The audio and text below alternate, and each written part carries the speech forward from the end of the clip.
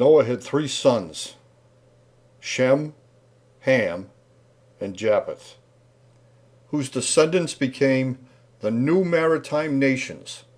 in the various lands. And the sons of Ham were Cush, Put, Canaan, and Egypt.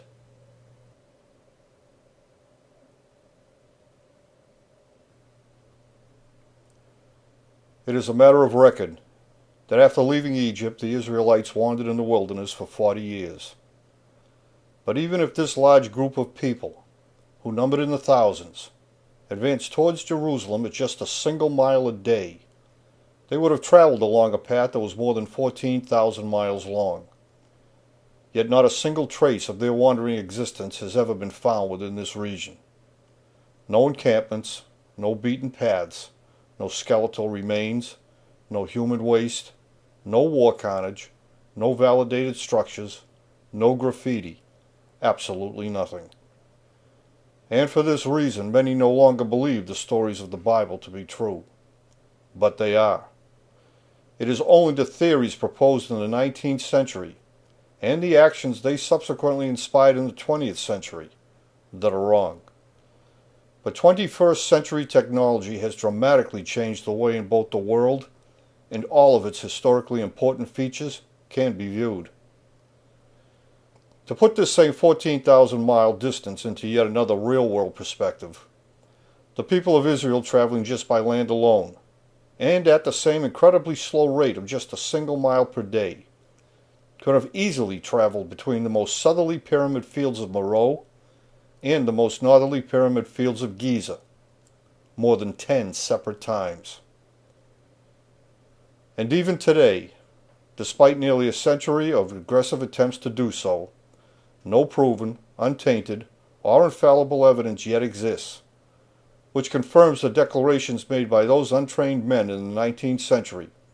as to the real-world location of the Exodus route, Mount Sinai, Jerusalem, Bethlehem, or any other critical point of historical interest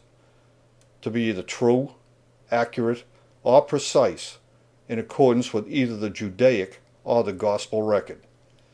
And in the absence of tangible evidence, only theories and untruths remain. And when untruths are spoken often enough, the unsuspecting eventually believe them to be true. In accordance with all eyewitness accounts, and as evidenced by the physical and the historical elements of that era, this is the real-world story of Jesus in his earliest and his last years, including the true location of Bethlehem, Nazareth, and Jerusalem. This area was once covered by an ancient sea. Among the most poignant pieces of evidence attesting to this fact are the skeletal remains of whales long ago stranded as the water receded. While an array of petrified logs still lie on the side of a mountain, where the one-time surf had washed them up and onto that ancient shore. And the numerous hulls of watercraft that are now found at so many high and dry far inland places. But on an even grander scale is the vast carpet of seashells which now serves as a timeless reminder of this once expansive sea, whose meandering and well-defined shoreline would later serve as an indelible boundary between certain divisions of land, since this once watery limit is easily distinguished from the elevated areas that lay above and beyond that ancient waterline, which the Phoenicians, the Philistines, Syrians, and Hebrews alike called the Negeb, a geological term which literally means the dry land. But as the ancient sea receded, it left behind various bodies of water, each with its own unique characteristics and properties, such as the ebb and flow of the Euphrates tidal bore that once separated one continent from another, and the lake where Lot, whose uncle Abraham lived in nearby Hebron, once made both his home and his living, collecting, stockpiling, and selling the much sought-after natron salts, or asphaltites, which had settled in this low and extensive swale. These highly valued minerals supplied the much sought-after personal care products, such as soaps, toothpaste, and medicines. as well as also providing the catalyst needed to produce the world's first-class products from the nearby silica sand, ultimately making these salts and sands such a lucrative commodity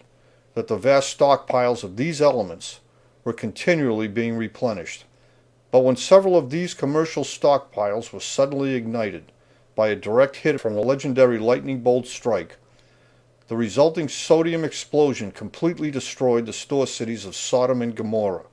whose fiery end was marked by the fusion of a portion of these minerals into a single salt-like pillar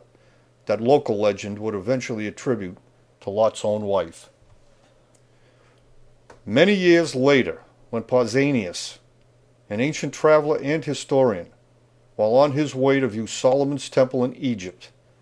walked among the ruins of Sodom and Gomorrah, and was informed the water was so highly saturated with salt that it was impossible for a human body to sink, unless of course it was dead. And observing the water to be completely devoid of any form of aquatic life, and noting the fine death shrouds being woven from the flax plant, which grew along these same shores, and how the harvested salts were used to cleanse the body and to anoint the dead, to prepare the corpses for mummification and for eventual burial, that this unique body of water, because of its many associations to lifelessness, death, and destruction, caused Pausanias to refer to this vast brew not as the Salt Sea, a Lake Asphaltitis, as it was commonly known, but instead, he simply dubbed it the Dead Sea. Today, the residual remains of this once expansive lake is known as Wadi Natron,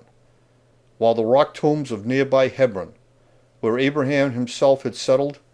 is now simply known as Lepsius No. 1. However, the greatest body of water to be left behind filled a crater-like depression that is geologically known as a Galil, whose surface area was of such a vast size that it naturally became known as the Sea of Galil, or otherwise as the Sea of Galilee. Today, this unique body of salt-tainted water is known as the Fayum, a term which still literally means the sea. The surface level of the Sea of Galilee remained unchanged for a long period of time, since it was annually recharged by the dramatic and phenomenal return of the floodwaters they called the Jurhan, which over time, and in its transliterated form, became more commonly verbalized as the Jordan. However, the Tyrians, along with their brethren the Sidonians, had already established a clear presence within the highlands of this region during the initial ancient sea era, which would later lead to the docking facility currently known as Qasr Saga, being built on the shore of the Sea of Galilee, to service the stone quarries owned and operated by the Sidonians on Mount Tabor, and who, after transporting the stone down the adjacent slope of Mount Carmel, along the world's oldest paved road, loaded it onto barges, and subsequently shipped it across the Sea of Galilee, where it was ultimately used to create the abundance of statuary, steles, and pavements that are now found all along the Jordan River, and in many other places throughout the ancient world. This was the lay of the land when Moses and the people of Israel streamed into the region on the east side of the Jordan, to take with brutal force the land settled by Lot's two displaced sons Moab and Ammon, who, because of the incestuous relationships Lot had with his two daughters, were also his two grandsons. But after Moses had conquered the domains of Moab and Ammon, the people of Israel still continued to surge northward with their brutal campaign, launching attacks against the Philistines and the Syrian people, whose few surviving members fled even further northward to escape the onslaught. Then, just before his death on Pisgah Peak, Moses divided all the land they had just taken by force, and he gave it all to the tribes of Reuben, Gad, and to half of the people belonging to the tribe of Joseph's son Manasseh, before declaring Joshua, who was otherwise known to Egyptologists as Meremptah, to be the new leader over all the people of Israel. And then Moses died. After his death, Moses' mummified body was transported to the base of Mount Hor, where it was interred in the royal cemetery in the region of their former dwelling place, which is currently known as the Valley of the Kings, where the first commemorative mention of the nation of Israel can still be found written in stone. Soon after Moses' interment, Joshua summoned all the war-worthy men to Gilead, including those from the tribes of Reuben, Gad, and Manasseh, even though Moses had already given them the land on the east side of the Jordan River. Still, he prepared the armies of every tribe for crossing over to the west bank of the Jordan and into the so-called Promised Land. But at that very same time, the annual floodwaters of the Jordan were once again beginning to flow into the valley. And so the Canaanites living on the west bank of the Jordan let down their guard, since no army could ever achieve crossing against such a deep and swiftly moving current. However, because the people of Israel had lived all their lives along the Jordan, as well as having journeyed along its entire length since departing from the southern land of Egypt, they were not only intimately aware of when the annual Jordan floodwaters would arrive, but even more importantly, having traveled along the entire length of the river, they were also aware of the means, the methods, and the very place where the Jordan floodwaters could be successfully contained, albeit briefly, and to that end they had strategically prepared a dam further upstream to reduce the flow of water at the most opportune time. And so with the rising floodwaters beginning to fill the valley, and because the Canaanites had let down their guard, the dam was closed, and the floodwaters suddenly began to drop. In disbelief, the bewildered Canaanites watched helplessly as the entire Israeli army, with the symbolic Ark of the Covenant, the tangible symbol of their pledge to reach the so-called Promised Land, leading the way at the head of the column, as the army of Israel wound their way toward them along the meandering ridgeline of the Jabbok Ford, until they arrived on the west bank and entered into Jericho at Gilgal. The vastly outnumbered and bewildered Canaanites ran in panic, taking refuge within the decrepit walls of ancient Jericho, where they could only watch in fright as the seasoned army of Israel swarmed around their antiquated compound, and in such great numbers that the fragile stones began to shift, only to finally fall, and no one inside the walls of Jericho ever escaped their wrath.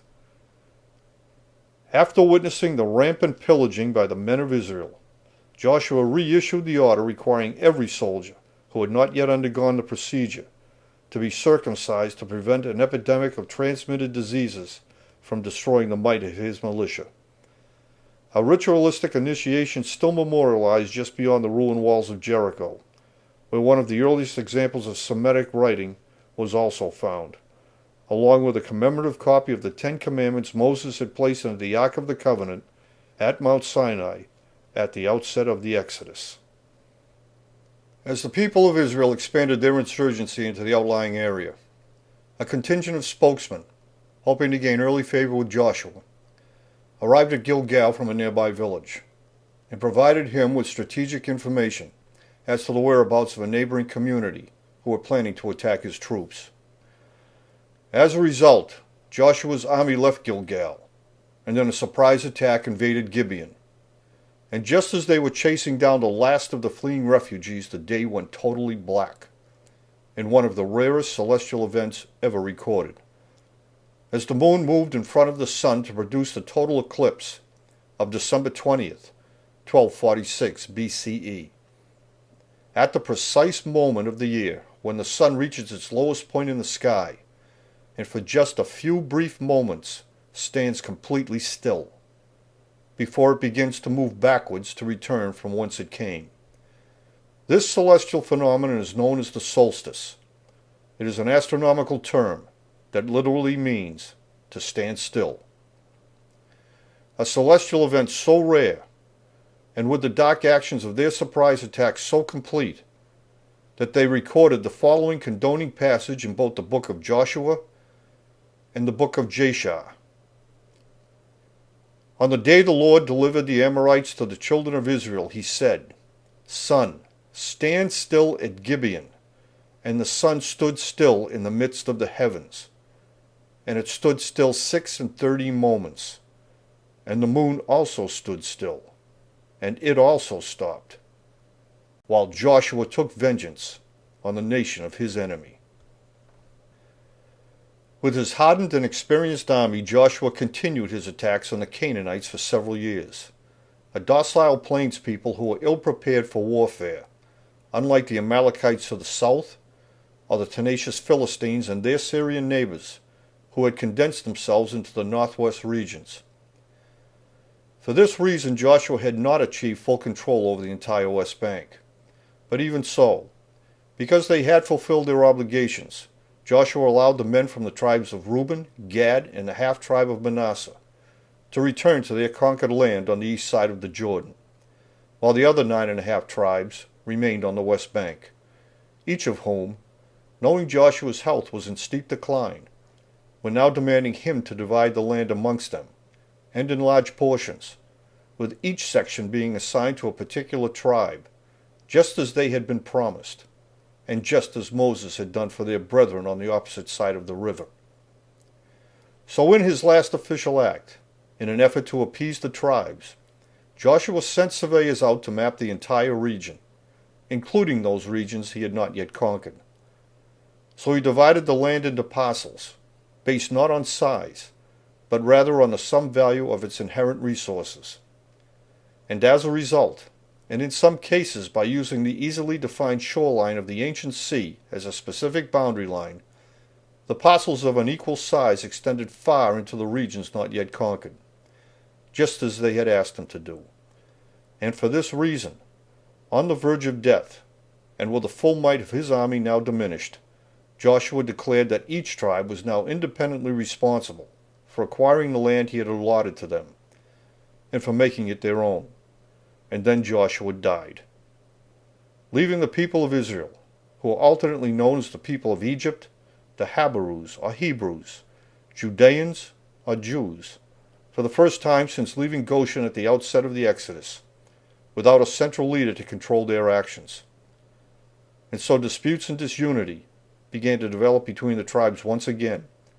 as each independent tribe vied with one another while in pursuit of their own land claims. Over the next 1,000 years, 4,000 generations would come and go, and many societal, geographic, and physical world changes were to take place. But the disunity caused by Joshua's death had never been resolved over the course of those particular 10 centuries. So the power and influence the people of Israel had once wielded as a single force was no longer feared, and they had now become the hunted. To rectify this situation, Saul, who was otherwise known to Egyptologists as Huni and to Herodotus as Proteus, became their first appointed king. And he began the process of reuniting the tribes by accepting the military challenge to clear a path down to Mount Hor, to connect their former southern domicile with the northern section, with the intention of reestablishing a sense of solidarity among the tribes. But then David of Bethlehem slew Goliath the Philistine, and upon Saul's untimely death, David became the second king over all the people of Israel. And under his guidance, David, who was otherwise known to Egyptologists as Snefru, but to Herodotus as Ramsonitis, succeeded in organizing the tribes into a formidable coalition, which he ruled from the city he established on the slopes of Mount Zion, where he immediately began to make preparations to build a magnificent memorial structure as a testament to their maritime heritage, just as Noah had intended his son and their common ancestor Shem to do. But David was never able to achieve this elusive goal in his lifetime either, but instead he left the entire task of building the temple complex to his son Solomon, who is otherwise known to Egyptologists as Khufu and to Herodotus as Cheops, and who spent the greater portion of his life building the massive structure and the adjoining temple complex just to the north of the city of David. Then when Solomon died, a feud immediately developed between his 2 sons over how the kingdom should be managed. And so the tribes splintered yet again, with one alliance becoming known as the Judeans, while the remaining tribes, to differentiate their domain from that of the Judeans, and whose alliance was centrally situated in and around Jacob's well, became fittingly referred to as the district of Israel, since this was where young Jacob had taken refuge while escaping his brother Esau's wrath, but who changed his name from Jacob to Israel when he returned to this area years later. As a result of this feud, the Hebrews no longer had one king, but now they had two. And as a consequence of this split, and because of the looted wealth they had accumulated over the course of their many brutal campaigns, and the enemies they had made in doing so, each domain was now independently susceptible to an attack from any one of the outside forces they had formerly antagonized, and who were now more than eager to take advantage of the opportunity to invade and to conquer. And so it was not long before Israel's seat of government was invaded by the Assyrians, who took all those who lived around Jacob's well captive and led them away, and who were then replaced by a garrison of Assyrians who renamed the place Samaria. And in like manner, so too was Mount Zion invaded, sacked, and totally lost to the Babylonians, who also led the entire population of Jerusalem away. But before they departed, the Babylonian army made great efforts to desecrate the temple memorial, robbing it of its riches and leaving the entire area in a most unimaginable ruinous state. As a result of these many varied chaotic shifts in power, disputes, invasions, and desecrations, great portions of the past and present history of both Judea and Israel were becoming increasingly muddled and less understood. However, 70 years and several generations later, with a change of Babylonian leadership, Cyrus the Great, the king of Babylon, allowed the exiles to return to the banks of the Jordan River. But not all of the Judeans chose to make the journey, since most of the original group had died, while many of them did not choose to go since they had never actually seen the celestial-based monument Solomon built as a testimonial to their maritime heritage, and were no longer inspired to do so, even though it marked with precision the whereabouts of Eden, the one-time island home of Adam and Eve, whose sinking Noah had escaped in antiquity. But for those who did return, and had actually seen the memorial monument in all its glory, but now as old men and old women looked upon the desecration it had suffered, were overcome with the greatest of sorrow. Because above all else, it was exactly where the promise to preserve their entire history had finally been achieved. And it was exactly why, with its completion, they called this geodetic marker, this navel of the earth, Jerusalem, a term which means the place of fulfillment and of final rest. But the sudden return of the former exiles was met with hostile resistance by the people who had filtered into Jerusalem after it had been swept clean of the Judeans 70 years before. So in fear for their lives, especially in light of their own past deeds, and having been completely stripped of their military might, the exiles had no choice but to stay on the east side of the Jordan River, where they set up their city of tents directly across from Jerusalem, where the towering monument could be plainly seen. And because each and every one of them had lived in Babylon proper for so long, with most of them having been born and raised there, they had naturally acquired many of the Babylonian traits, customs, and mannerisms. And so the fortified heights where the exiles had settled on the east side of the Jordan River was dubbed Babylon. But as soon as he heard of their endangered plight, Cyrus acted swiftly and enforced his own decree by threatening to retaliate against anyone who interfered with the exiles' mission to rebuild Jerusalem. Nevertheless, at first there were only a very few who dared to leave the safety of so-called Babylon. But as more and more of them began to migrate back into Jerusalem, an ambitious plan was concocted to build a brand new monument, in part to symbolize the rebirth of their community, just as Cyrus had wished them to do. And as their most prominent benefactor, also went further by pledging the funds they would need to replicate the original monument his predecessor had so badly desecrated and defiled. Despite Cyrus's decree, the former exiles still continued to face great resistance from the local population, whose political interference was tenacious and unending. As a result, after the construction of the second monument had been underway for quite some time, it came to an abrupt stop, to allow Cyrus time to reconsider his decision. But only after a great period of time had passed was the work finally allowed to resume. However, the materials, building methods, and workmen were very different. But even so, the structure began to rise higher once again. Then Cyrus the Great, their magnanimous benefactor, died. And seizing upon the opportunity to renew their protests with the new ruler of Babylon proper, the local population succeeded in having construction on the second monument stopped yet again, until further considerations could be made. Eventually, the new king of Babylon proper, after completing his own deliberations, allowed the work previously sanctioned by Cyrus the Great to resume. But as a precaution, he sent Ezra the scribe to Judea to write down all he saw and all he heard, so that he could stay constantly informed of both the progressive activities as well as the temperament of the people. And Ezra did exactly that, conducting his literary affairs on the east bank of the Jordan in the hills of so-called Babylon, where he, along with his school of scribes and his contingent of interpreters, were constantly engaged in gathering up and recording the information for posterity. As a result, in 1896,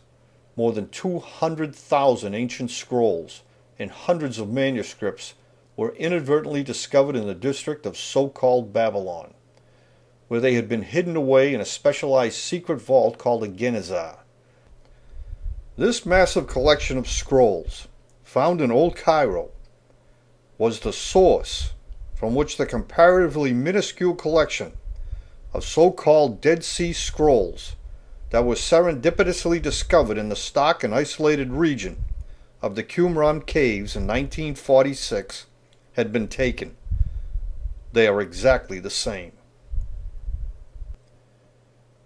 In his enterprise to present an accurate record, Ezra the scribe wrote the following regarding the building of Solomon's temple. In Lebanon alone, work was carried out by 10,000 men, who worked in 3-month shifts. The structure was built from blocks of high-grade stone cut to size and smoothed on both their inner and outer faces, and the temple was finished at the end of 20 years. While in comparison, Herodotus, the Greek adventurer historian, who was in so-called Babylon, or Old Cairo, near the end of Ezra's life, and who interacted on a scholarly level with the former exiles, wrote the following to describe the same geometrically inclined monument. Work was carried out by 100,000 men, who worked in 3-month shifts, to build the pyramid, with stone smoothed and fitted together in the most perfect manner. And the pyramid was finished at the end of 20 years. But the incessant political pressures continued unabated, causing the work on the second monument to be halted once again. However, Ezra's report served to console the Babylonian kingship, and so the Judeans, along with their counterpart brethren from the divided tribes of Israel, were finally given permission to resume work on the second monument Cyrus the Great had commissioned so many years before. But even so, by this time the materials, the building methods, and the skills of the workmen were again no longer the same, and as a result, the second monument, in its finished state, never equaled the fine craftsmanship displayed in the first monument built by Solomon. Today, the signs of these stoppages are clearly evident in both the layers and the quality of stone used to construct the second monument, whose surrounding walls still display Nehemiah's tribute to their repair.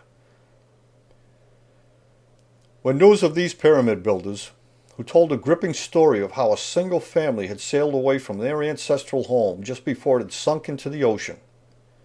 and who had also survived the ensuing tsunami of legendary proportion, and of their gods and kings and of maritime men whose knowledge of the world's oceans, and their ability to draw maps of both the earth and the sky, was carried back to Greece, it caused a sensation of discussion, thought, and intrigue among the many scholarly institutions located there. Among those who were the most inspired by these reports were Plato, and his student Aristotle, who also shared the same passion for investigating all things of a mysterious nature, as did Aristotle's most distinguished and fearless student, the very young but extremely adept Alexander the Great. And together the trio left Athens and entered into so-called Egypt for the sole purpose of launching a full-scale scientific inquiry to discover for themselves just who these great builders were, where they had come from, and most especially, just what had inspired their enterprise, both humanly as well as divinely. To that end, the elder Plato, along with his protege Aristotle, became particularly obsessed to learn more about the doctrines of Moses,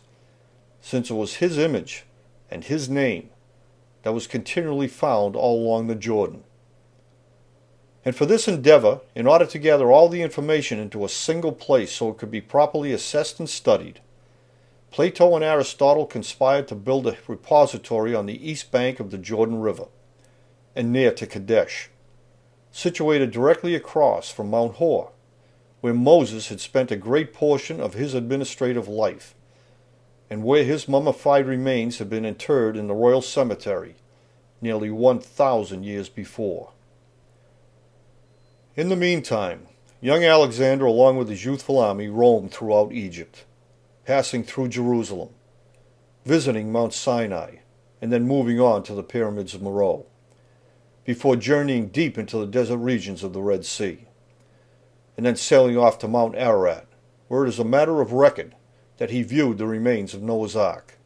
before moving on to the land of Shinar in the Indus River Valley, in their scientific quest to collect any information concerning the intriguing heritage of this ancient culture. And in every case of discovery, sending the collected material and information back to the repository, and in such great quantities that Plato and Aristotle, in thankful tribute to their young benefactor and partner, acknowledged these magnificent contributions by having Alexander's image carved into the stone of their new repository, which became known as the Library of Alexandria. Today, the entire district where this legendary structure is situated is still referred to as Thebes, a name Plato and Aristotle bestowed on it in recognition of Thebes, Greece, Alexander's birthplace. But in his endeavors, Alexander heard that a magnificent trove of scrolls and manuscripts were rumored to be hidden in a secret vault located across the river from Jerusalem, in the region of so-called Babylon, but were in immediate peril of being lost to a group of robbers who were aggressively looting in the area. So he immediately set out,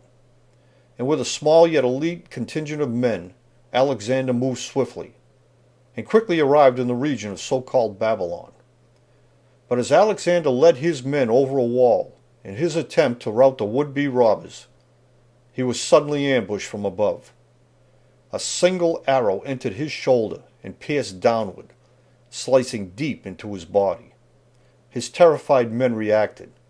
by breaking off the feathered end and by pushing the remaining portion of the shaft further down until someone could reach up and through the crude incision they had cut into Alexander's lower side, so the arrow could be gripped and pulled through. But by now the damage was too severe and the injury too complex.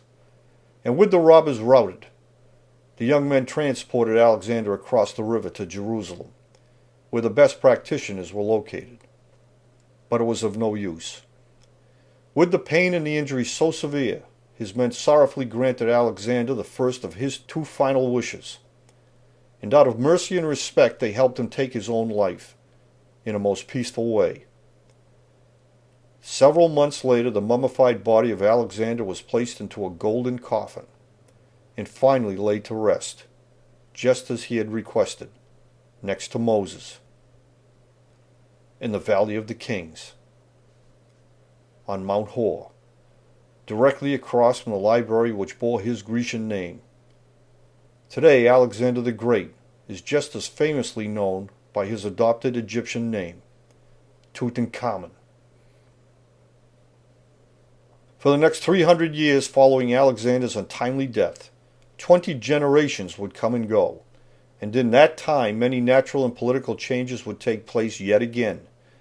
And for this reason, many more historical important elements would also be eventually lost, destroyed, or simply forgotten. The Library of Alexandria, filled with artifacts, maps, and fragile manuscripts of every type, and on every subject, collected during and after Alexander's lifetime, would be lost in a fire as they were being moved to a new repository located just downstream from the Library of Alexandria, which the Greek philanthropist Cleopatra, along with her Roman benefactor Mark Antony, had conspired to build at nearby Dendera, where the soot attesting to this monumental loss is still in evidence today. But as 300 years of both the good and the bad Greek influences was drawing to an end, the Romans, in their never-ending quest to reap the benefits of the resources new territories had to offer, continued to stream into so-called Egypt, in even greater numbers on ships of enormous size, where they immediately began to meddle in the affairs of the Hebrew communities, who again were engaged in civil strife with one another. As a result, the Romans, looking to supplement their own military might in this foreign land, craftily took advantage of the political turmoil. And so they aligned themselves with a ready-made army of raiders, whose leader, a brutal mercenary, whose lust for power, along with his egotistical and self-serving interests, to surpass the building achievements of the former kings in order to promote his own personal legacy, was their perfect choice. Especially since this individual was not a thoroughbred Jew, and was known as a man who had no true allegiances to anyone but himself. So with their military might mounting by the day, the Romans declared Herod to be the new king of the Jews, and it became a convenient and a deadly alliance. Herod ruled with a brute force he never hesitated to use, and at first, along with the equally brutal forces of the Roman army backing his newfound enterprise, Herod drove the last of the Greek military out of Jerusalem, and soon thereafter began his own quest to build and to expand on structures all throughout the area. Among the first was the stronghold of Masada, a refuge he both restored and enlarged near to his colonized Idumean home, a fortress he designed to withstand a very long siege, since he trusted no one. While on the opposite side of the river valley, in the region of so-called Babylon, he built with Roman support the fortified stronghold of Machaerus, since each location provided him with not only a direct sight line to Jerusalem, but even more importantly, they provided him with several direct escape routes leading away from the towering monuments, since as an ally of the brutal Romans, and always wary of everyone and everything, Herod had easily become a widely targeted man. But by now the Romans had been exerting their unwanted influences throughout the region and along the entire length of the Jordan River for more than 60 years. At first besieging Jerusalem, where Pompey had profaned the first monument built by Solomon when he unsanctimoniously entered into its hallowed interior, and where Herod, empowered by the Romans to do so, ordered the reluctant population to begin adding more height and a new stone casing to the already towering pinnacle of the second structure, simply because their ancestors had failed to achieve the same greatness and quality as the first monument built by Solomon, and it would prove to be a most punishing task. But in the period leading up to the death of Alexander the Great, numerous physical and societal changes had been taking place. The flow of water into the Sea of Galilee had been curtailed by both nature and by man, and new docking facilities and townships, particular to that pre-Roman era, had sprung up all along the shoreline, as the Greeks of that previous era had also continued to expand their academic presence all along the Jordan River, and who would, in the spirit of Plato, Aristotle, and Alexander, subsequently coordinate, transcribe, and publish under Ptolemy Philadelphus the recollections of 72 selected Hebrew historians, whose remembrances of their past were written on a certain type of papyrus called biblos, and subsequently compiled into a single manuscript, more popularly known today as the Old Testament. The condensed historical account of how and why the temple complex and the massive monumental structures situated on the slopes of Mount Zion had come to be built, and by whom. In recognition of his enterprise to rescue their tumultuous and fractured history from oblivion, the Judean community honored Ptolemy in a very special way by engraving their tribute to him on a commemorative tablet that is more popularly known today as the Rosetta Stone, which was found just downstream from the numerous geometrical structures the Greeks simply referred to as the pyramids. In the meantime, just as the docking facility at the base of Mount Tabor had grown silent, so too were the docks and harbors established in the Grecian era left just as high and dry, as the Sea of Galilee continued to shrink in size, just as the Dead Sea and the Euphrates tidal bore also continued to do.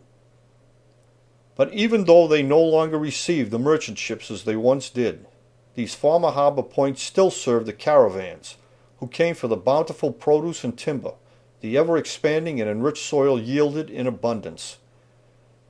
And with the gradual change of both the shoreline and the diversity of the increasing population who lived there,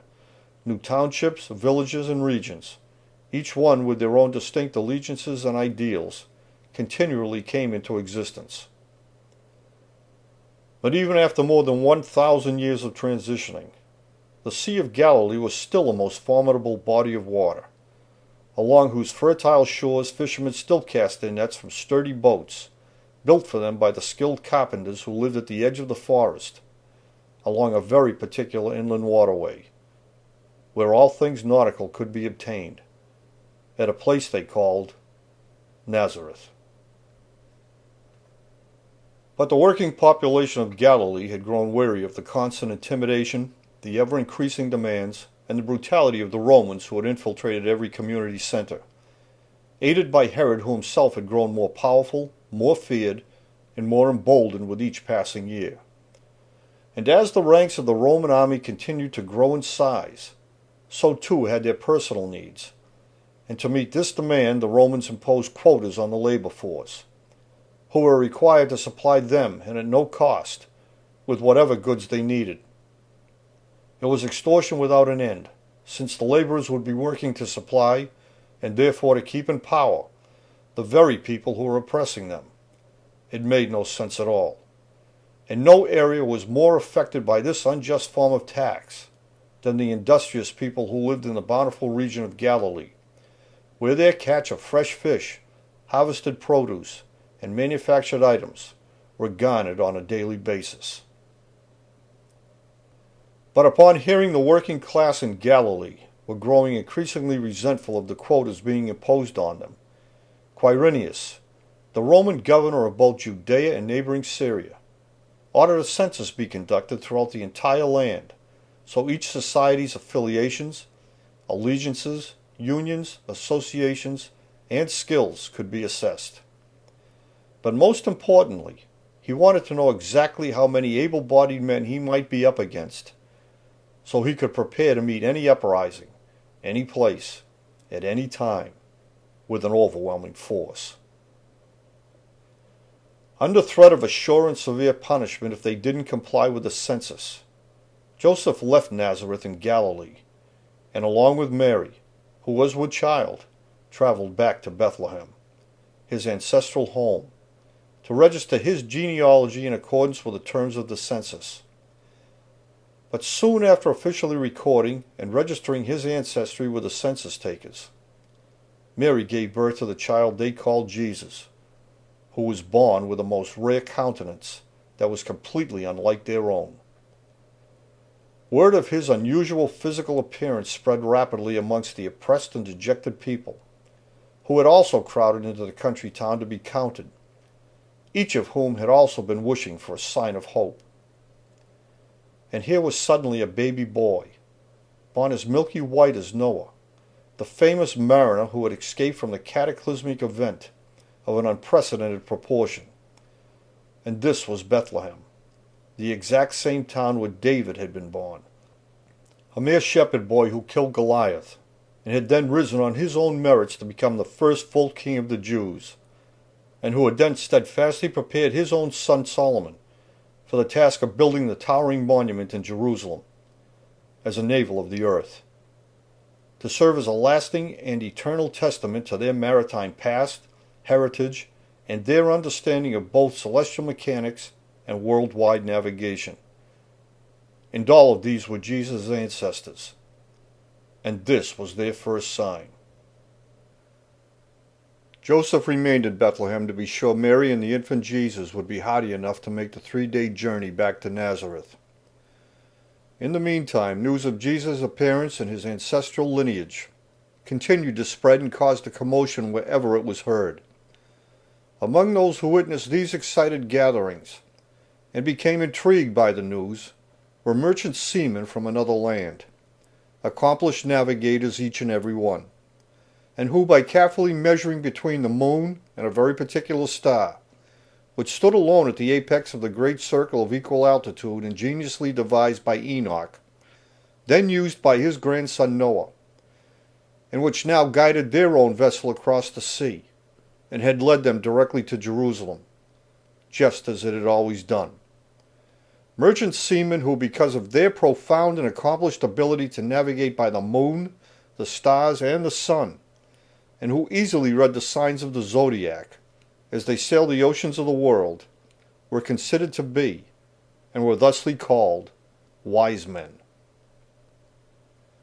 After conducting their business affairs with Herod, whose harbors teemed with merchant ships from every land, and whose commerce he controlled,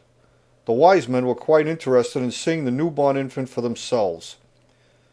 especially since they too sailed their own ships along the same navigational baseline his own ancestor Noah had used, and ultimately memorialized in such a dramatic and monumental way.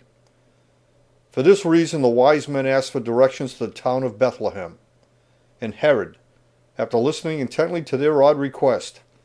and in further consideration of the widespread commotion the birth of this particular baby was causing, issued an order that all newborn males in and around the town of Bethlehem be destroyed. The wise men arrived in Bethlehem and brought with them the news of Herod's order, causing instant panic among the many families gathered there, since the brutality of Herod and his desire to remain in power at any cost was well known to everyone,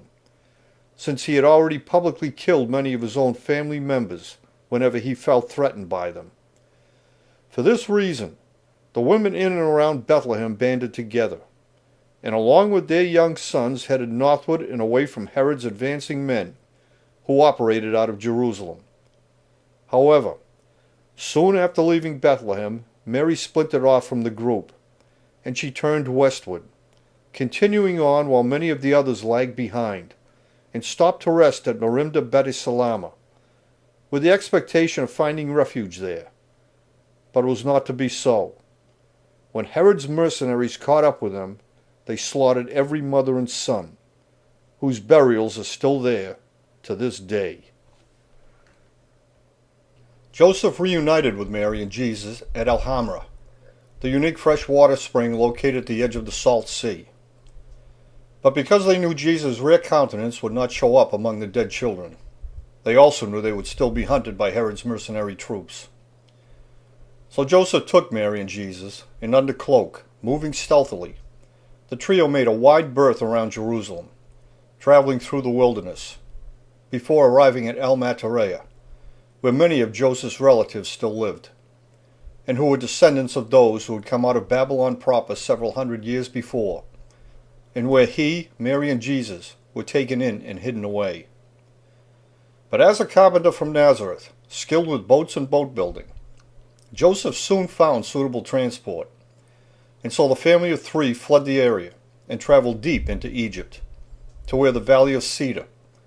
a community of highly skilled carpenters dedicated to building specialized river and ocean-worthy watercraft, was located, just across from the Valley of the Kings, where the body of Moses was interred in his former domicile, and where the stele commemorating the conquest of Joshua and the first written mention of Israel was dedicated. And it was here, in the province of Kadesh, where the parts of those great ships were manufactured and then subsequently carried overland along the Wadi Hammamet watershed, where they would be reassembled into the great ships outfitted at Qusair, before departing to travel about all of the world's oceans, to collect, as well as to dispense, all forms of societal, scientific, and navigational information. But even more importantly, Jesus' new home was also situated right between the two great academic centers of the scholarly libraries of Grecian Alexandria and Greco-Roman Dendera, each of which was renowned as a mapmaker's paradise, where all worldly and astronomical matters, both human and divine, were still being gathered together, compiled, compared, and studied with a vibrant and an unrivaled intensity. 4 years later, Joseph received the news of Herod's death, but he chose not to return to his former domicile, because after the Romans had made him the king of the Jews, Herod had immediately broken with tradition, and he had replaced the descendant priests, men who had always inherited their position, with men of his own choosing, and it became a corrupt and an unholy alliance. These were the conspiring men Joseph was now most wary of, because not only had they grown wealthy, but they had become addicted to the power and the influence bestowed on them by both Herod and the Roman politicians. However, when Joseph finally felt enough time had passed, and with several new children born while they were away, he set out for home. But by now Jesus had lived in this historically, theologically rich environment for 11 formative and impressionable years, during which time, because of his extraordinary countenance and his remarkable ability to retain all that his inquisitive mind observed, he had easily befriended the scholars, who still lived all around the nearby libraries, and who conversed with him on so many varied things, both human and divine. It was nearing springtime when Joseph arrived back in the area, with the intention of settling near his relatives in the district of so-called Babylon.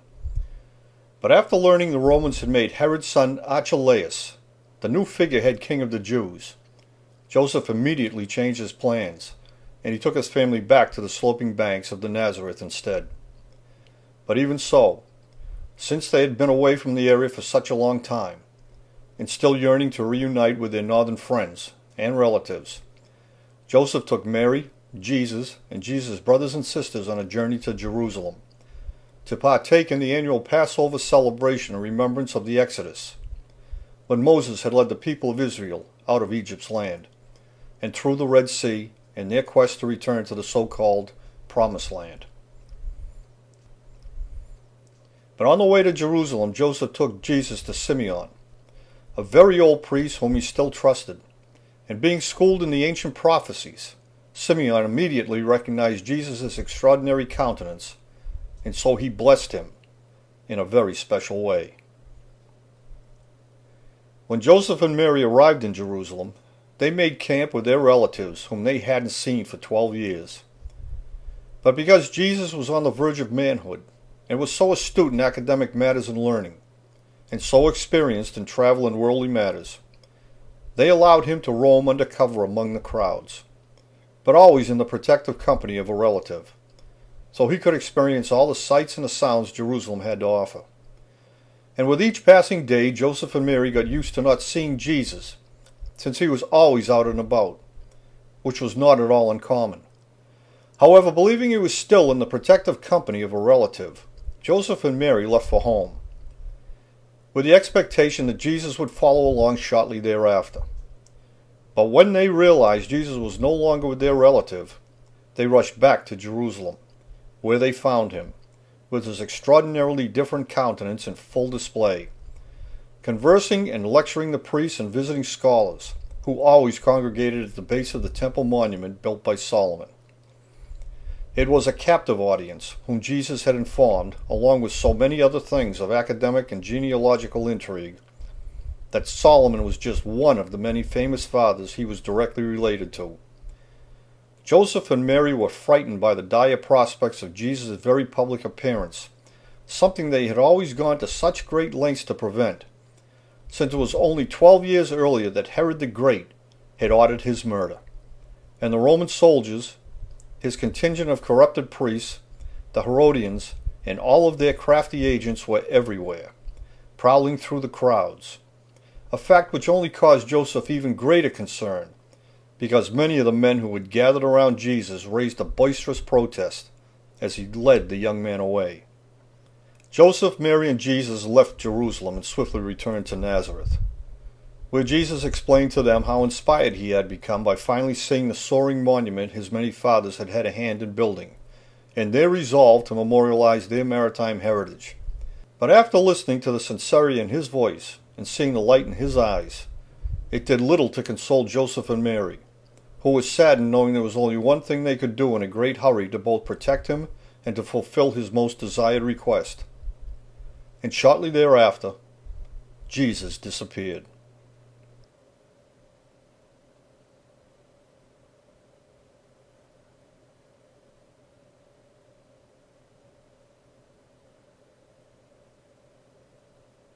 "18 years later, Jesus returned to Nazareth,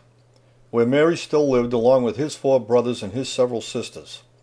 some of whom he had never even met. But in his maturity, his unique countenance had dramatically enhanced his physical appearance, and there were some in Nazareth who were frightened by his presence, but yet it caused anyone who saw him not to look away. But Jesus soon discovered the despair in Galilee had not abated, even though in his long absence, Archelaus, the son of Herod the Great, was no longer king of the Jews, but had been replaced by his brother Antipas, who was now the figurehead ruler of Galilee, where serious talk of a revolution was brewing among the new generation of laborers, who, unlike their parents, were unafraid of the consequences they might suffer at the hands of the Romans, since they had nothing much to lose. And for this reason Antipas also took up residence in his father's former citadel, as he too had grown afraid to visit Galilee. But to reach a higher level of understanding of these matters, Jesus left Nazareth and set out for Jerusalem, where he came upon the son of his mother's good friend, a bear of a man of his exact same age, who, in full view of the massive memorial structures, was using the floodwaters of the Jordan just as they began to rise, as a symbolic means of conveying a reminder for the consequences of living a corrupted life, just as the floodwaters that had washed away all the corrupted people in Noah's day. But despite John's kind-hearted and robust, lovable manner, it was a harsh baptism, as he plunged each and every pledge into the water and held them there until the last of the bubbles had disappeared. And when he finally brought them gasping to the surface, they truly understood how great a gift they had been given. It was a rebirth, a new mindset, a new realization of a greater power, and the appreciation of life itself. A time to speak out against tyranny and to uphold the dignity of life, no matter what the personal cost may be. So John took Jesus, whose physical appearance had so captivated him as well, and in full view of the temple monument, he plunged him into the floodwaters of the Jordan on the shores of Bethany, at the Mount of Olives, and Jesus confirmed his pledge to create a new beginning. Soon thereafter, Jesus went off by himself into the Judean wasteland, where for 40 days he reflected on all of his life experiences, and those of others as well, just as John had meant for him to do. When Jesus returned to Jerusalem, he climbed to the top of Solomon's temple, where he stood upright and balanced against the lunar winds, with the whole world at his feet, and for one brief moment he silently wondered to himself just what would happen if he were to suddenly cast himself down from the top of that great height. But Jesus descended downward into the vastly troubled realm of Jerusalem, and as he made his way back towards Nazareth, he both startled and captivated all he greeted in salutation. But upon reaching Jacob's well in Samaria, Jesus received the news that Antipas, simply to satisfy his lust for a young woman, had arrested his friend and confidant John the Baptist. But Antipas, fearing the people would riot at the news of John's arrest, since the robust, kind-hearted, and lovable John was so well known and so well liked, Antipas had him imprisoned at Matras, the fortress stronghold his father Herod had built many decades before on the east side of the Jordan in the region of so-called Babylon.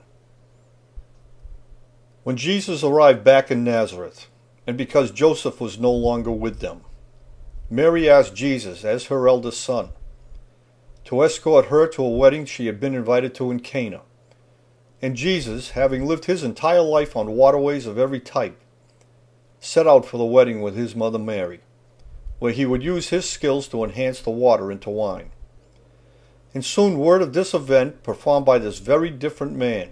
spread quickly throughout the region, but most especially among the multitude who were the most outspoken critics of the Romans, and who had taken refuge in and about the old fortress-like docks built centuries before on the slopes of Mount Carmel.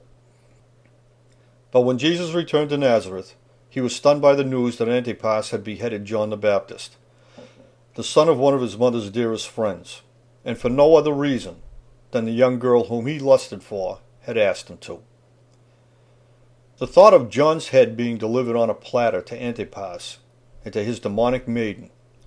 would prove to be yet another major turning point in Jesus' life. And to reflect on John's memory, his kindly manner, and the ensuing baptism pledge he had made, Jesus went off alone to a desolate spot so he could focus his plan. When he returned to Nazareth, and for the first time since arriving in Galilee, he began speaking out against the rampant injustices being brutally imposed on the meek by those who sought only power and influence by accumulating wealth they had not earned. It was a vicious cycle,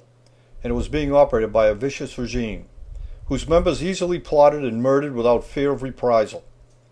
It was extortion by intimidation, and it was wrong, and he said so. But for this reason the people of Nazareth became frightened by his words and his presence,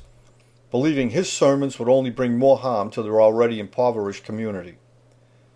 So Jesus, in consideration of their feelings, and because Antipas controlled all of Galilee, set out for Capernaum, where the less afraid had already formed a coalition, especially on the nearby slopes of Mount Carmel. And as Jesus, driven by his passion and his principles, made his way along the shoreline of the sea, he stopped and called out to Simon and Andrew, who were out fishing from their boat. And then further along he did the same when he encountered James and John, who were mending their nets with their father Zebedee. And when he passed through Bethsaida, he had also been joined by Philip. And arriving with his companions, Jesus soon began sharing his thoughts with all those who came to hear him speak in the various synagogues of Capernaum, whose ruins can still be seen today in the region now known as Caranus, a Greek term which literally means the Lord's town. But Jesus didn't restrict his message of passive resistance to the synagogues of Capernaum, but instead he traversed all of Galilee, where he delivered his sermons at every local gathering point. And for the first time, for as long as anyone could remember,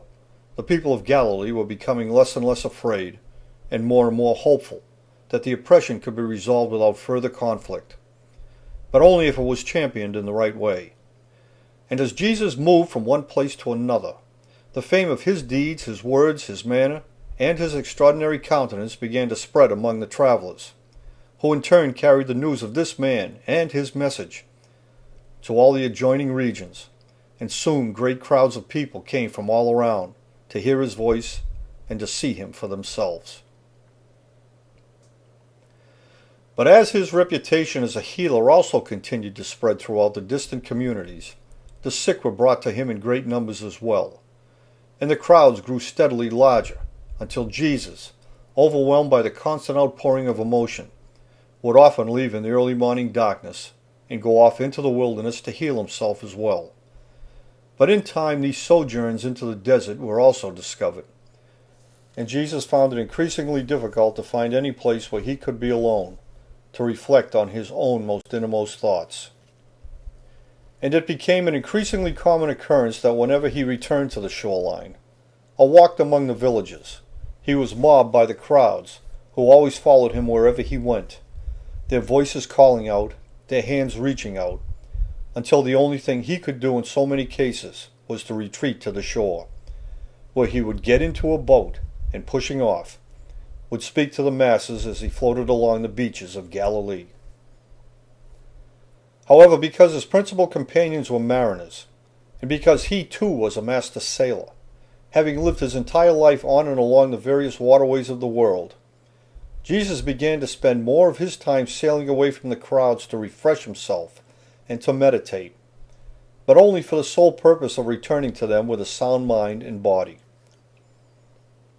But on one particular day, after the crowd had forced Jesus to retreat to the waterline,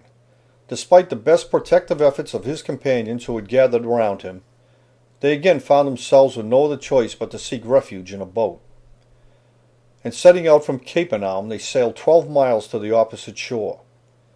where Jesus selected certain members from those who had accompanied him on that particular day, and he led them up into the mountain, where he made them his principal disciples. And when they came down, they returned to Capernaum with a greater understanding and purpose. However, on the day Mary arrived in Capernaum along with Jesus' brothers and sisters, they couldn't get through the crowd of people, but could only hear Jesus speaking to the masses as he floated just offshore. And then Jesus and the disciples sailed away and landed in the district of Gennesaret, where Jesus left his companions on the shore and went by himself, alone, up into the mountain. When he returned, Jesus had his disciples cast their nets into the water to feed all those who had congregated there on the shore, in anticipation of his return. And soon thereafter Jesus retreated to the boat, and after speaking to the crowd who was standing on the shore, they returned to Capernaum. But not to be deterred in their quest to see Jesus' exceptionally different countenance for themselves, and to hear his voice, and to gain hope and inspiration from his words, many of the local fishermen, along with their families, had now begun to follow Jesus' frequently watery excursions in their own boats. For this reason, Jesus, in his need to find solace, to rejuvenate his own spirit, made plans to set out on the longest journey of all, because not even the stoutest mariner would ever attempt a trip of that magnitude at that time of the year. But Jesus made his preparations, and along with his reluctant disciples, who as experienced mariners themselves knew only too well the perils they faced. But even so, they set out for the district of Gerasene. But the 35-mile journey was the longest one the Sea of Galilee had to offer, and on the way Jesus had fallen asleep, but was suddenly awakened by the frantic voices of his disciples, who instantly realized their greatest fear had become a reality. The dreaded winds spawned in the desert at this particular time of the year had swept in alongside the mountain of Carmel, and were now being channeled directly into the Galil Depression, where it was creating huge white-capped waves. And now their heavily laden boat swung uncontrollably into the tempest. With the wind on its broadside, it was listing precariously into the surging waves, and was quickly taking on water over its lowermost side. But Jesus, who was the most experienced open-water sailor among them, had prepared for just such an event, and as he poured the kegs of oil into the water, the sea all around their boat suddenly became calm and still. As they drew nearer to the district of Gerasene, a solitary man who had been tracking their approach for a long while from his lofty vantage point on the top of the sheer cliffs came down to the beach where he intended to confront these intruders. But when he saw Jesus' uncommon countenance, he became instantly frightened, and recoiling away, he waved his shovel in a most threatening manner. But at that very moment, as Jesus stretched out his hand to rid him of his fears, a herd of hogs, that had been rooting high above them at the very top of the nearby cliff, rushed over the edge, and plunged down into the water below, where the entire herd drowned. And while still frozen in his defensive stance, after witnessing this phenomenal event, and seeing the disciples gather around Jesus in a most protective way, and hearing Jesus' voice, and seeing his remarkably different countenance, the man suddenly realized he was in the presence of someone very special, and who obviously had remarkable powers of influence. And so his demeanor softened, and his agitation, his fear, and his threatening stance suddenly disappeared. and soon thereafter the man rushed off to report this miraculous event to the people living in the nearby 10-towns district of Decapolis. When their respite had ended, Jesus and his disciples returned to Capernaum, and together they went out among the various branches of laborers and their oppressed families, where they continued to deliver their message of strength in numbers through passive resistance, and their mission to keenly unite them into a single and unwavering spiritual power. And as their message and their mission continued to gather momentum,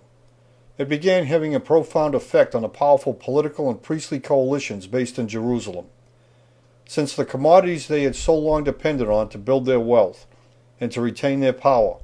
was diminishing in both substance and quantity by the day. But just as worrisome to the priesthood, long before corrupted by Herod the Great, was the stark realization that the people of Galilee no longer believed in their connection to the divine powers, and so the people were no longer abiding by their instructions to fully comply with the mandates of the Roman state, which were doctrines completely contrary to the spiritual words preached by Jesus and his disciples. But now the priests, made wealthy by their crafty alliance with the Romans, found themselves being ridiculed on a daily basis, and now more than ever were being viewed not as spiritual guides, but rather as political collaborators disguised in priestly garments. And knowing if they lost their ability to keep control over commerce-rich Galilee, they would also lose their lucrative alliance with the Romans as well. And so they called for a great meeting to determine just exactly what they must do to stop Jesus and his congregation from spreading their word. However, unbeknownst to them, Jesus would never forget the despicable injustices suffered by his kindly friend John the Baptist, when the corrupted priests of Jerusalem never once spoke up on his behalf, nor did they ever speak out against the atrocity John had suffered, but instead they had chosen to remain craftily silent about the entire affair, since it was in their best interest to do so.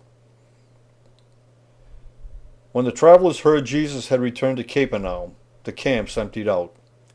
and he was quickly mobbed by his admirers. Among the crowd were Mary and Jesus' siblings, but yet again they were not able to get close to Jesus. However, when Jesus discovered they had come to Capernaum, he sent for them, and amid the bustle of the crowd Jesus took them down to the shore. And getting into their boats, Jesus left Capernaum, and along with the disciples, took them all back to Nazareth. And while they were there, Jesus, his disciples, and his brother James used the opportunity to preach among the villages of the surrounding countryside. While at the same moment in Jerusalem, the news of his notoriety had become the frequent topic of conversation, not only among the priestly hierarchy and the political circles, but his message was also reaching the commoners who lived there as well. And as this movement gained momentum and the news of Jesus' vast powers continued to spread, it eventually reached the ears of Antipas, who was living on the east bank of the Jordan River, in the region of Perea. And when he discovered for himself Jesus' birthright, his uncanny influence over mind, body, and soul, Antipas became very much frightened with the prospect that Jesus was the embodiment of John the Baptist, who had come back to haunt him.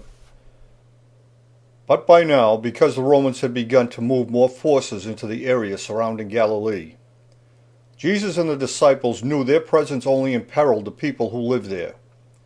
For this reason, it was necessary to remain vigilant and to stay one step ahead.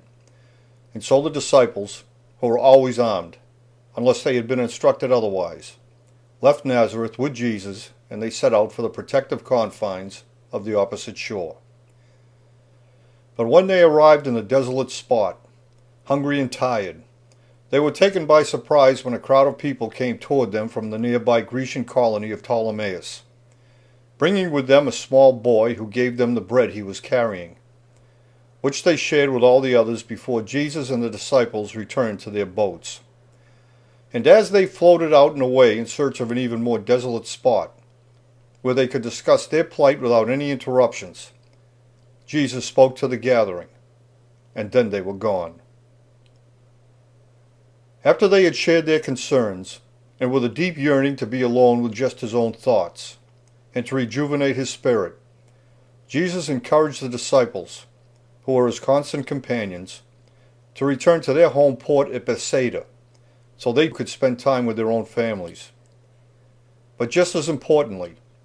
in doing so, they were to gather the most recent news,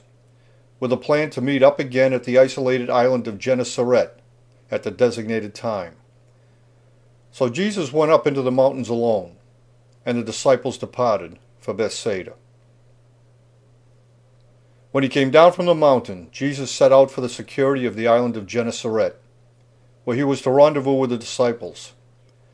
However, as he waited for their arrival, a thick fog with a heavy rain engulfed the island and blanketed the sea. Standing on the shore, Jesus heard the disciples calling out as they struggled against the blinding conditions in their errant search for the tiny island. Hearing their familiar voices, Jesus waded out into the storm. And coming up alongside their boat, he gripped it with his firm hands, astonishing the disciples by his sudden and unexpected appearance,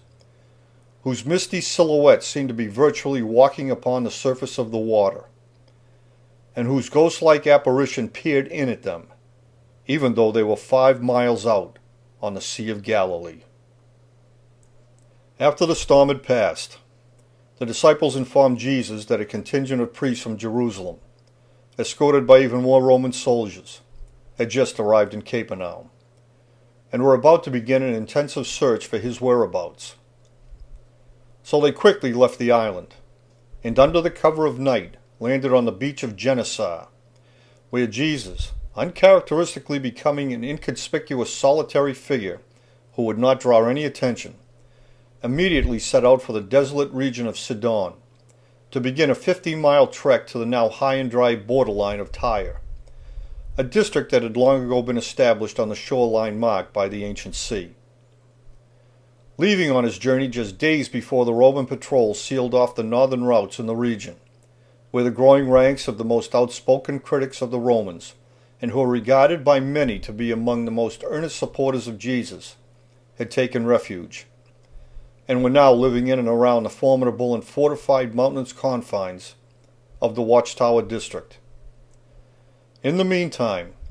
the disciples, making it a point to reveal Jesus was not with them, lingered there for a while in order to further thwart and confound the covert efforts of the Romans and the priests from finding him. But soon after establishing this fact, the disciples departed on an extreme journey, sailing along the shoreline to the remotely located 10 Towns district, where they would once again reunite with Jesus, with the expectation that by the time they met again, the fruitless search for Jesus along the northern shoreline would have come to a frustrated end, since it was well known that the unpopular priests never remained in the area any longer than was absolutely necessary. However, the early arrival of the disciples at the 10 Towns district had been detected, and a small crowd of people were also waiting when Jesus walked into the camp. And after sharing their food and freshly caught fish with them, Jesus and the disciples set out for Dalmanutha, where they could discuss their latest strategy in a more private setting. Then several days later, after they had concluded their deliberations, they left for Bethsaida, where many of the disciples had family, and where 70 of their most loyal compatriots were waiting, so Jesus could properly bid them farewell. But soon after their meeting, because the Romans, along with their mercenary agents hired by the priests of Jerusalem, were still prowling all throughout the area, and not wishing to bring any harm to the people of Bethsaida if his presence among them was detected, Jesus and a select number of his disciples immediately crossed over to the massive geologic formation they called the Watchtower, because of its protectively unobstructed view of both the land and the sea, a fortified hill where the greatest number of their most dedicated and staunchest loyalists lived in the many caves they had honeycombed into its side. But despite their unannounced and sudden arrival at the Watchtower, a crowd quickly gathered, and for 5 days Jesus spoke to them in the sincerest of ways. But on the 6th day he took Peter, James, and John up into the mountain,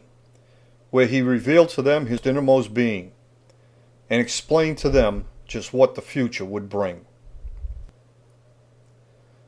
But with the news that skirmishes with the Roman military were breaking out at so many locations throughout all of Galilee, and not wishing to jeopardize the well-being of those who had taken refuge in the Watchtower, should his presence there be detected, Jesus and the disciples prudently set out for Magadan, to find out for themselves if what they were also hearing about that part of Galilee also being sealed off was indeed true. From Magadan they covertly journeyed into the provincial region of Roman-held Caesarea Philippi, where they soon heard that Pontius Pilate, the new Roman prefect in Jerusalem, in his quest to send a message, had recently authorized the butchering of 13 people from Galilee. After gaining this news directly from their area resources, Jesus confided in his companions, and he told them again just what he had to do to prevent any more atrocities from happening. Since it was he who the politicians and the corrupted priesthood of Jerusalem were really seeking out, simply because of his popularity, since Jesus, the greatest of all humanitarians, had always preached restraint and had never resorted to inciting violence. And even though the disciples were against it, Jesus had already decided he would go to Jerusalem for the Passover celebration, where he would walk unafraid among the masses. But first, he would return to his adopted hometown, where he would speak to his congregation for the last time. And so they secretly made their way back to Capernaum. They arrived in Capernaum undetected, but it was not long before a sudden surge of activity alerted the Roman-sponsored tax collectors, who quickly reacted by confronting Jesus, insisting he pay a tax, expecting he would not oblige them so they could order his arrest with probable cause. But Jesus didn't fall victim to their ploy, but instead he sent Peter to quickly fetch a fish and a coin to satisfy his debt, and shortly thereafter, under the cover of darkness, they left Capernaum. Going by way of the forested areas, they made a wide berth between and around the Roman camps, circling around and doubling back, to re-enter the west bank of the Jordan River at the border of Galilee and Samaria. And by the time Jesus and the disciples had reached Jericho, they had been joined by a great crowd of followers, many of them from Galilee, who were also marching along on their way to Jerusalem in a show of solidarity. However, in tribute to the memory of John the Baptist, Jesus bypassed Jerusalem and, being both emotionally and physically exhausted, went directly to Bethany on the fringes of the Mount of Olives, to the same place where he had pledged himself to do only what was right, just before John had plunged him deep into the floodwaters of the Jordan, which served as a symbolic reminder of the floodwaters that had destroyed the wicked and the corrupt in Noah's time. But this very particular day was the spring equinox, when both the day and the night were of equal lengths, and the floodwaters of the Jordan would not be arriving here for another 4 months. So Jesus and the disciples made their camp at Bethany,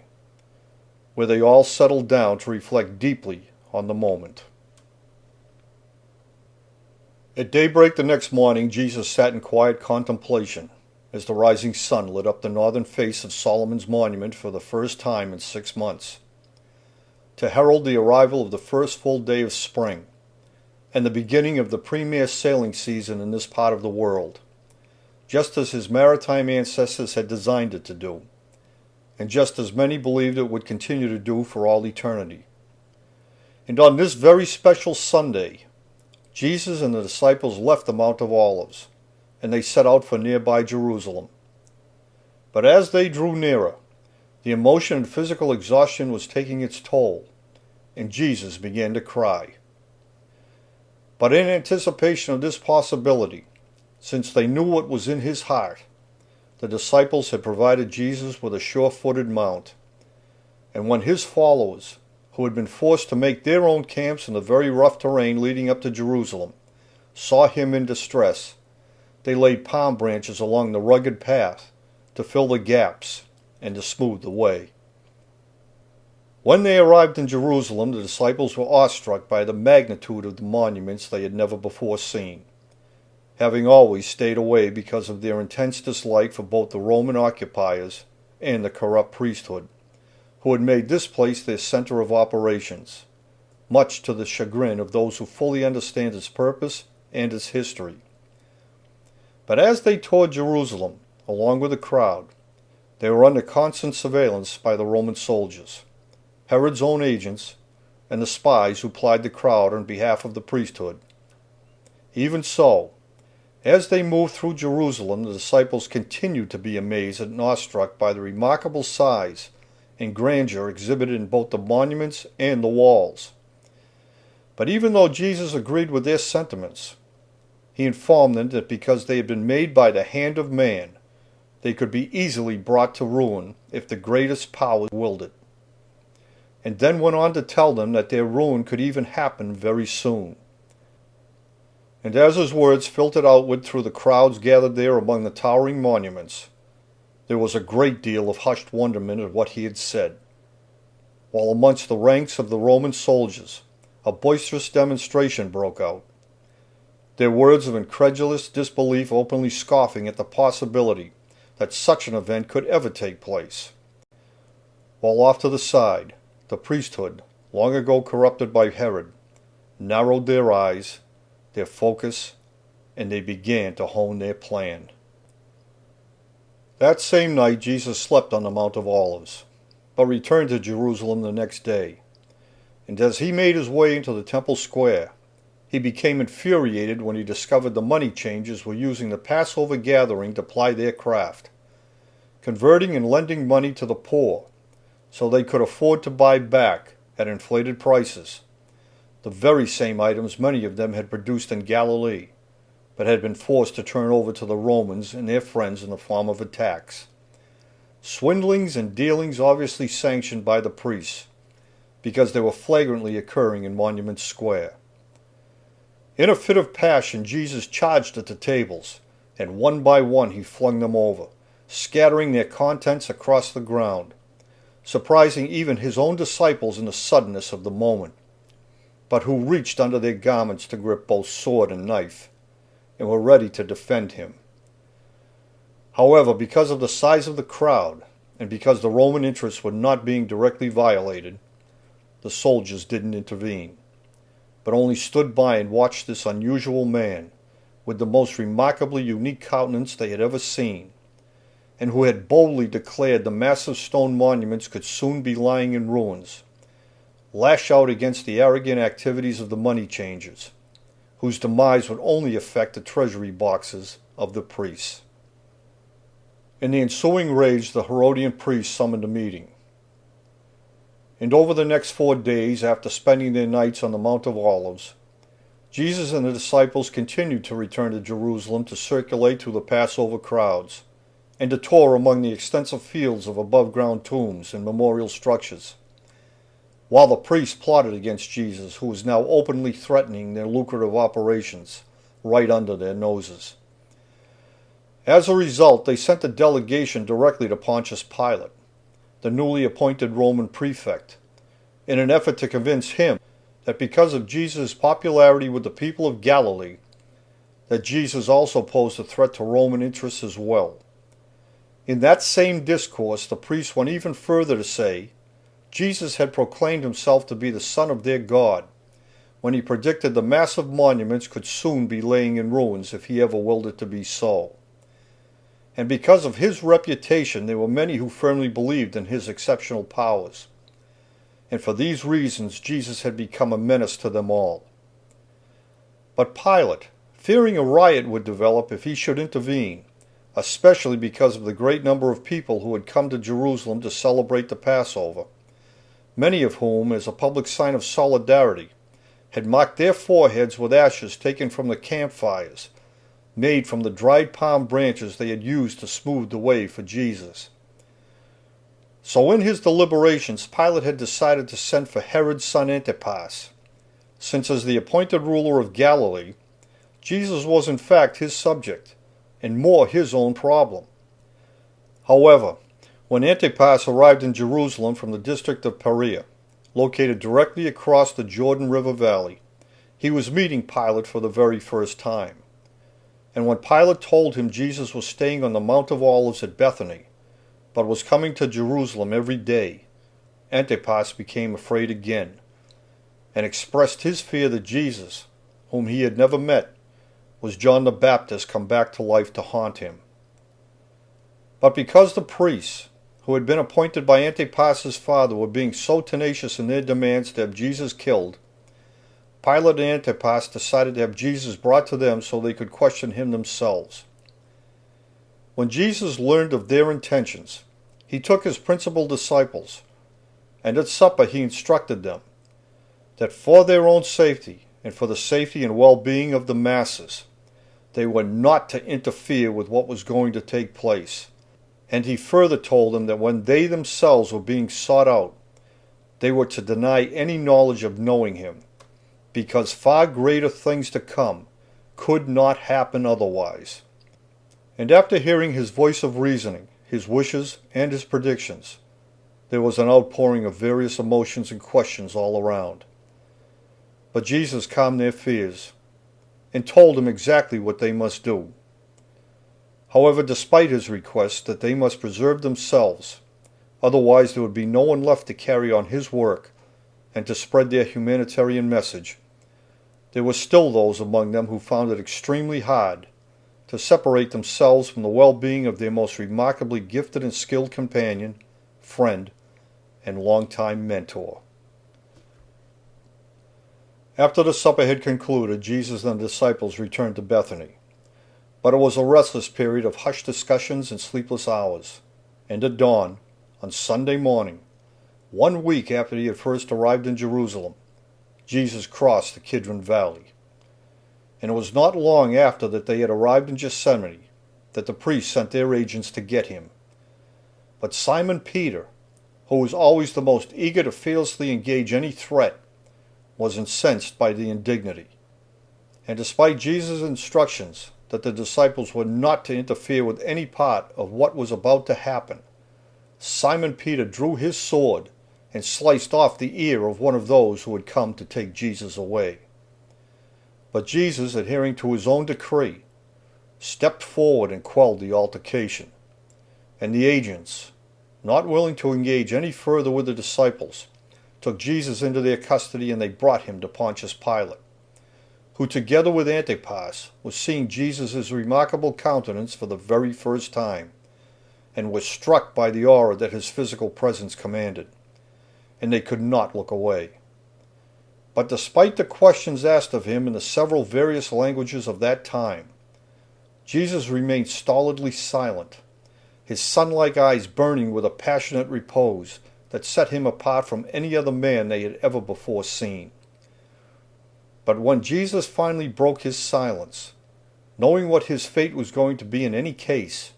he offered them no reason to detain him. However, the priests, knowing how insightful and wise Jesus was, had prepared for this eventuality, and so they had coerced and bribed a multitude of like-minded people to call for the death of Jesus. But Pilate had found no fault with Jesus' demeanor or with his answers. There was no blasphemy to support the priest's allegations. And as he pondered his predicament, Pilate's wife stepped out from the shadows. And as she looked into Jesus' eyes and saw his countenance and felt the air of his physical presence in this foreign land so different from her own, she was gripped by an instinctive feeling of impending doom. And so in a frightened voice, as Jesus peered deep into her soul, she whispered into Pilate's ear, begging him not to do Jesus any harm. And 3 days later, after several attempts to save Jesus' life, Pilate dipped his hands into the water taken from the Jordan, and he symbolically washed his Roman hands of the entire affair, releasing Jesus to the priests and to the mob they had created for their own benefit, since he found this culture was so convoluted and their religious hierarchy too complex that he decided it was not for him to be involved in this Passover turmoil. Pilate dismissed the priests, and with the same gesture signaled the soldiers to escort them out and beyond his home. And surrounding Jesus they took him,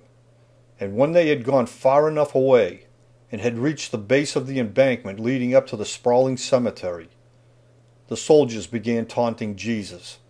just as the priests had encouraged them to do. Mocking him as the son of their God, they hung a sign around his neck reading, "The King of the Jews,"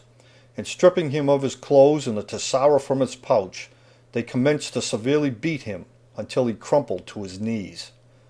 And then, pressing a crown of thorns deep into his long illuminated hair, they wrapped him in a purple robe of royalty, as they jeered out loud for everyone to hear,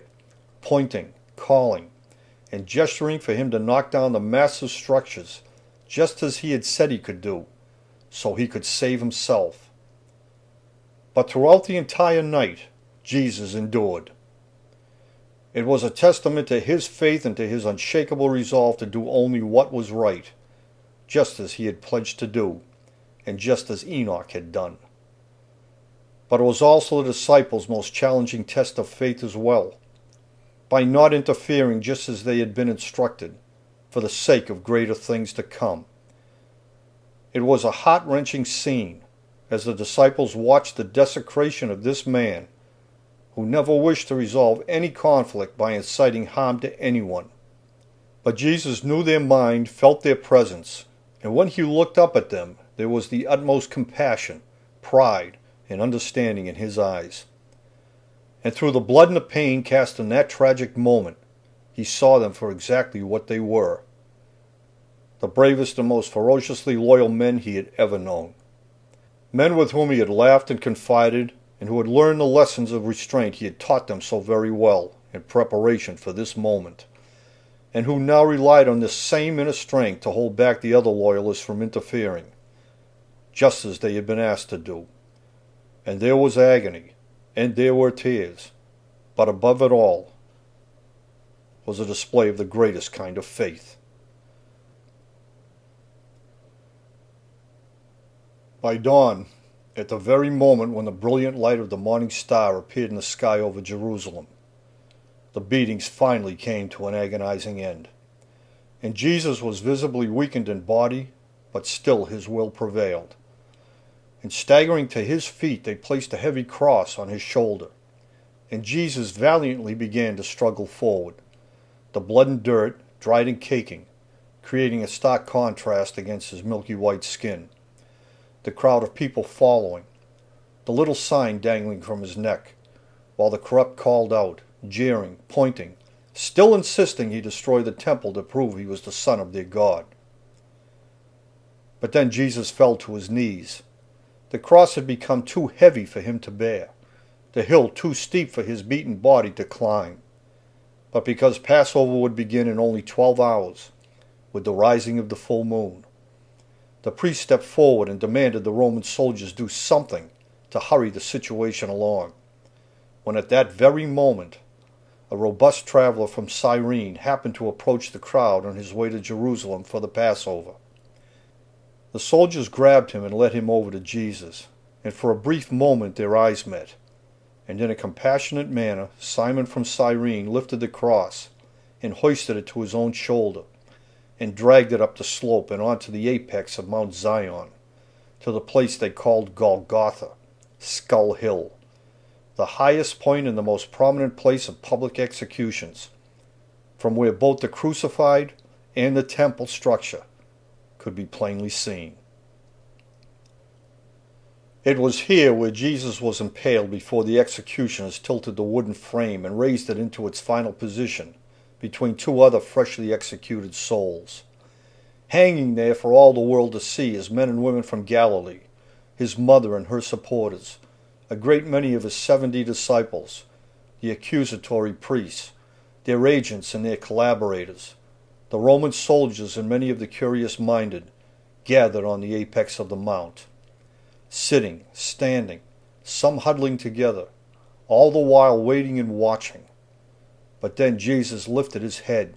his long hair stained and matted with his blood, his piercing eyes red, his summoning voice once again clear, when off in the distance, at that very moment he called out, a great cloud conjured up by an unseen force rose up in the blood-colored atmosphere and began its ominous approach. But it was the overwhelming heat that was the first to arrive, before the noonday sun was suddenly blotted out by the dreaded Carmesine storm. And as Jesus endured the brutal onslaught of blinding dust and sand, driven by the howling winds of spring, the ground began to shake so violently that stones inside the temple suddenly began to crack, while bodies spilled from the mastabas in the nearby cemetery, and the massive capstones placed there by Herod's command crashed down, while off in the far distance the harbor built by Herod sunk into the northern sea as the soil beneath liquefied and gave way. As the cowering people on the mound, and all throughout the entire land, soldiers and priests and commoners alike, were filled with a spiritual fear unlike anything they had ever known, crying out in the darkness of the unrelenting onslaught of hot, howling winds and blinding sand, as the earth continued to heave and quake with the most unimaginable power beneath their feet, until both man and beast had been driven to their knees. But then, at the precise moment when Jesus released his soul from his corporeal body, the storm suddenly subsided. And as the stunned and bewildered masses rose up from the carpet of thickened dust, they wondered out loud to one another, and to no one in particular, about the many miraculous phenomena they had just witnessed. And as the entire countryside made inquiries, word rampantly spread that Jesus of Nazareth had been crucified, and everyone somehow knew nothing would ever be the same again. But in those first moments it was only the fearless disciples who truly understood it had all happened for the sake of greater things to come, just as Jesus had told them. The body of Jesus was pronounced dead by the Roman centurion who lanced Jesus aside. But it was the faithful who took his battered and wind-beaten body from the wooden frame and reverently laid him upon the death shroud that had been made on the shores of the nearby Dead Sea, just to the west of Bethlehem. And because Passover was to begin with the rising of the full moon, which was only hours away, the faithful were given permission to place the shrouded body of Jesus into a newly made rock tomb located on the edge of the mount and not far away. And just as they rolled a stone in front of the tomb where they had placed the body of Jesus, they looked up to heaven, their gaze mesmerized by the ominous appearance of a rare two-horned eclipse they called the Beast, projected onto the full moon as it rose into the sky over Jerusalem to signal the beginning of Passover on Friday evening, April 3rd, in the year 33 A.D. The earthly, human, and divine tremors never subsided on that day, and 36 hours later, on Sunday morning, the earth shook violently yet again, and the stone in front of the rock tomb, where the shrouded body of Jesus had been placed, was rolled aside. And when Mary and her compatriot arrived at the tomb with minerals from the nearby Dead Sea to cleanse and wash the badly damaged body of Jesus, and through flickering candlelight peered inside, Jesus was gone. 30 years after the crucifixion of Jesus, a 26-year-old by the name of Josephus became a prominent leader of the resistance movement in Galilee, which had only intensified in the wake of Jesus' untimely death. But despite his intellectual and wily prowess, Josephus was finally captured and taken prisoner by the Roman general Vespasian and his son Titus,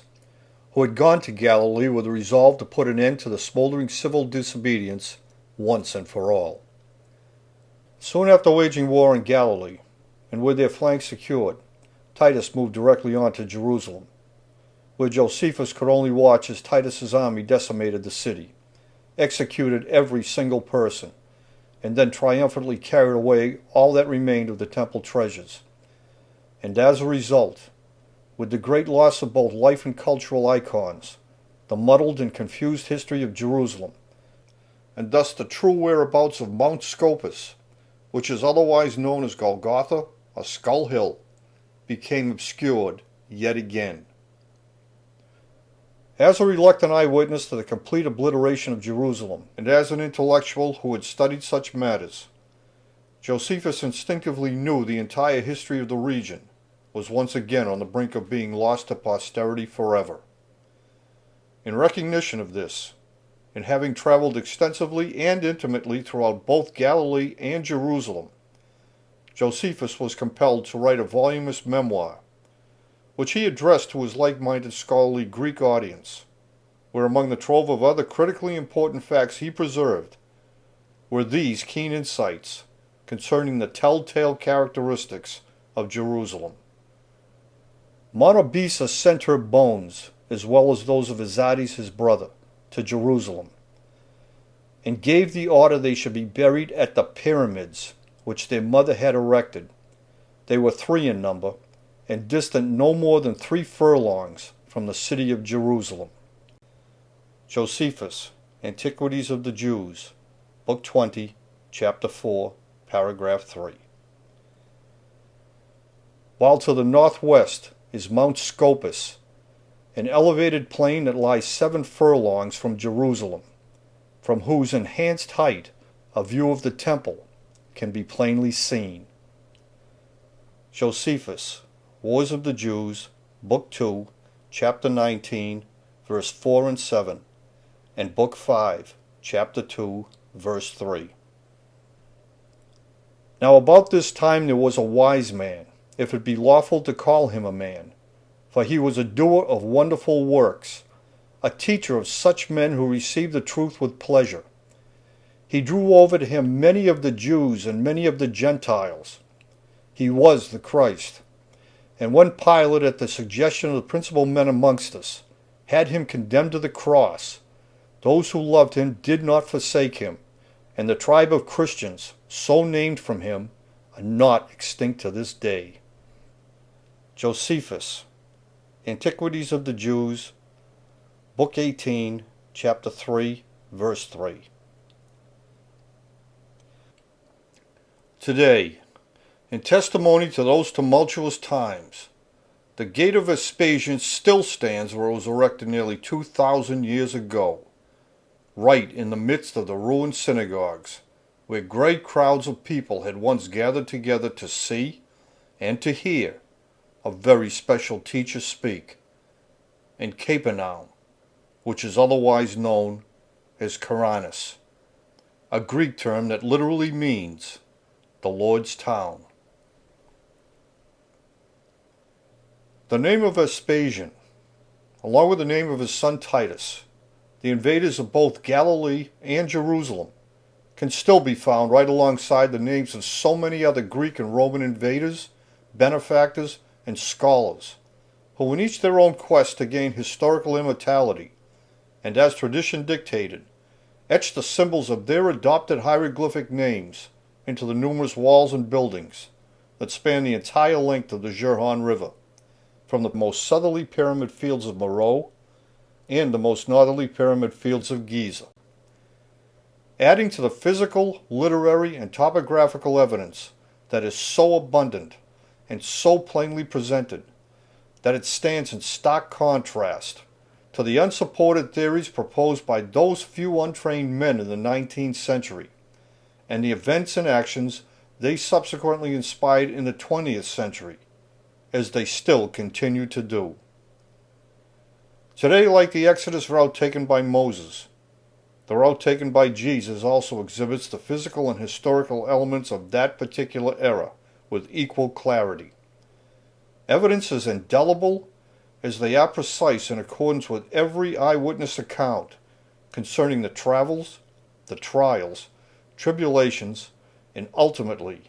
the spiritual power embodied in one single man, whom the hopeful simply knew as Jesus of Nazareth.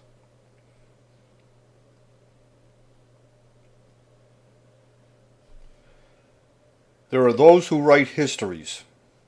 because they are committed to writing them for the advantage of posterity alone, drawing the facts out of darkness and into the light. Truth is their only concern, while others choose to pervert the historical truth simply because it is in their own self-interest to do so. Josephus, Antiquities of the Jews, Preface, Verse 1.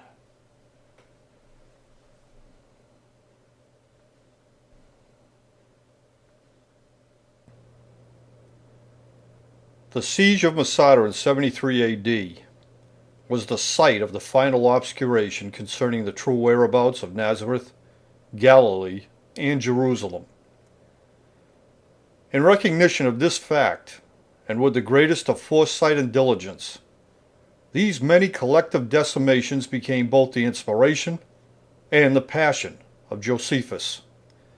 and his monumental effort to preserve this information for posterity, lest all be lost and forgotten. This is the essence of historiography.